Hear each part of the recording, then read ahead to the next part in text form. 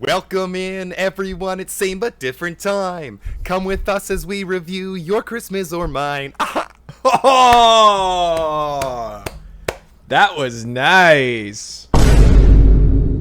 If you couldn't tell from that beautifully written intro, we are reviewing Your Christmas or Mine. But first, I will say a formal welcome on in. Thank you for coming back. Thank you for supporting us. Thank you for watching. And we are just in the middle of holiday extravaganza movies, and we're just having a blast because Derek loves Christmas. Oh man, my favorite time of year. A Grinch. It's growing on me. We are going to review Your Christmas or Mine. It is a relatively new Christmas movie. Came out last year. Got a sequel this year, so we figured it's about time we watch it, because that's what we do. Let's get your review of Your Christmas or Mine, Derek. I'm so curious. All right, Your Christmas or Mine. Let's get into it. Didn't hate it, but also didn't love it. It wasn't anything spectacular. It was unique in the way that I don't think I've ever seen this kind of... I mean... You've seen The Holiday where they swap houses. Yeah, and you've seen other Christmas comedies, especially British Christmas comedies, and it's all in here. It's just this one is a unique take where our couple is never together, except right at the beginning, and then they split for the whole movie and then reunite at the end. And what they do is they learn about each other's lives separate from each other, and it's very much like a Romeo and Juliet situation where the girl is from, you know, the middle to lower class end of the spectrum, the economic spectrum, and then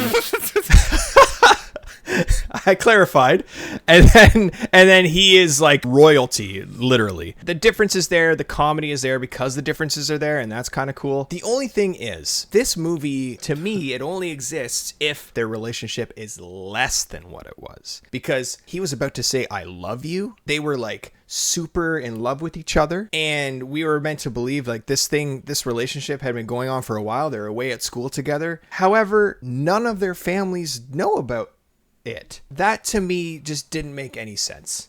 They were only together for 2 months. It told us that. Yeah, later. I don't know. There's something about it that just didn't jive. Maybe I'm an idiot.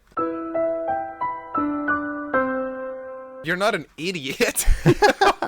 I didn't have an issue with that. I feel like I know people who don't tell their families about their significant others until it's more serious or in person. Like she was saying, she didn't want to tell her, again, you don't know this till the end, but she didn't want to tell her family about her fiance that they broke up till they were together. So she couldn't really tell them about a new boyfriend. And it sounds like Asa Butterfield's character didn't really even talk to his dad, so he wouldn't know either. Yep. No, this is what happens, man. I have an opinion and I come into these reviews and we talk about it. I'm like, oh, huh. The other fault that I had with it is that I don't think on the girl's family side of things, there's an element of characteristic that there's so many family members, and in contrast to his family, that's kind of cool. Like you see that she gets a big family gathering and he doesn't. But because she has so many family members, I just don't think we spent enough time with any of them to really care too much about their individual stories. But I don't think that was the point either. But I did want to learn more about them. Yeah, because that little scene with her dad toward the end was really nice. But that wasn't the point. The point was to be like, oh, she has this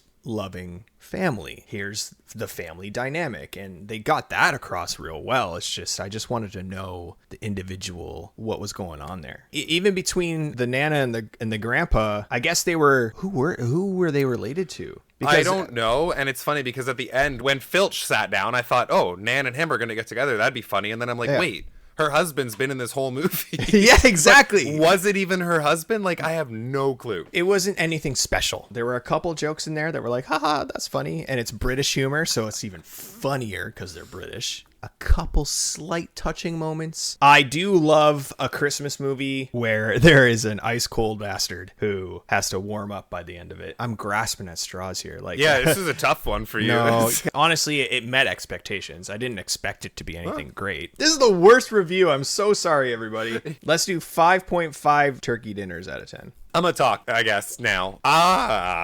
Very similar feelings, mostly across the board. I just have a little more to say about certain things, I suppose. I think this movie was absolutely fine. It didn't reach any level of great at any point, but it was not a bad movie. In terms of cliche, hallmarky rom-com Christmas movies, I would even argue it was good. The movie was cute. I think that there were bits that were pretty darn funny, like you said. Ha ha ha, funny even. Christmas in the UK is just charming. I think that the characters were relatively well written, if not, the side characters being a little bit, I guess, shallow might be the wrong word.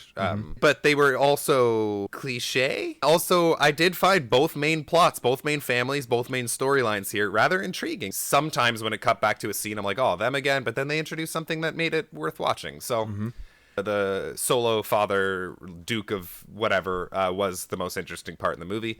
Always partial to that sort of story arc as well. So yeah, well, all that kind of just sounds like I'm praising this movie. Everything surrounding everything I just said was... It's just a little flat, I suppose. Yeah. It felt like a few things. It felt like, one, it was very formulaic. And also, they tried so hard to stay PG, you know? And I know we say this a lot. We don't need a movie to be R-rated, but if this movie's not for the family. This movie's for adults, about adults. They shouldn't shy away to the point where, like, Christmas lingerie is the most risque thing you see. Like, and she's embarrassed to have it and... This movie wasn't for kids. It wasn't for the whole family. This movie was made for adults, so treat us like we're adults. If those little kids mugged him in the alleyway and started like calling him all these different words that I don't want to say on YouTube, that that'd been so funny. 3 fucking quarters. Adults swear. If you're making a movie about adults for adults, why make it? It just doesn't make sense to me. There were a lot of fun little twists along the way that I didn't see, that a movie like this doesn't really need. There were a lot of bits that had me laughing out loud. I'd be lying if I didn't laugh out loud when the dog got shot. I know that sounds bad. The dog's fine, okay? The dog's fine, everybody. It was very funny. It was very funny. No, it wasn't. No. She's out there chasing after the dog, and the guy comes out with a gun, and he's like, oh, this fence isn't electrocuted. Everyone knows it's not plugged in. And he grabs it and electrocutes himself, and the gun goes off. But the dog's fine, so it's funny. Well, I guess. For me, it was one of those no kind of moments. Have it happen to a human, I would have been on your side. I would have been game. That would have been fucking hilarious. Whatever. As I established, this is a PG movie. The dog was never going to die. That wasn't good. No, I was laughing because the dog wasn't dead. Anyway, it doesn't matter. I gave this movie 6 turduckins out of 10. Pretty much the same. Yeah, I would say it was a little bit better than just run-of-the-mill average. I will say it was better than I expected, because I expected bad, so. Also, if you're hard, oh my god. If it's difficult for you to understand British accents, subtitles. What? All right, so did you watch Your Christmas or Mine? Are you excited for the sequel? Did you laugh when the dog got shot? Nobody's on your side. I knew the dog wasn't hurt, so it was funny that it happened. How did you know? How did you know, though? Let us know what you thought of the movie. But now, as we only have 2 more weeks of movies to watch. Thank God. To do that, the Hat of Destiny is coming to town. I was like, oh shit, he made up a new song. I should have got Santa's hat and just said Santa Claus is coming. It's all stupid. Let's pick a movie. All right, let's do it. What's next? It's gonna be this one. It's gonna be May. Ooh, changing it up a little bit. It's A Wonderful Knife. Ooh. Little horror, Christmas slasher, probably comedy. It's A Wonderful Knife. After saving her town from a psychotic killer, Winnie Carruthers' life is less than wonderful. When she wishes she'd never been born, she finds herself in a nightmare parallel universe where without her, things could be much, much worse. Every time a bell rings, an angel gets to kill. Fuck off. No way that's the log line. That's the tagline. No way! Or the tagline, yeah. Tune in next week. Well, we poorly review or greatly or shit on poorly review the critics poorly reviewing this movie. Yeah, subscribe, like the video. Happy holidays. Do you have a song for us to lead us out of here? Oh, shit. Won't you come back to us next week? Watch another Christmas show. Doop. We're just hanging out with you, and we're cool, don't you know? Da, da, da.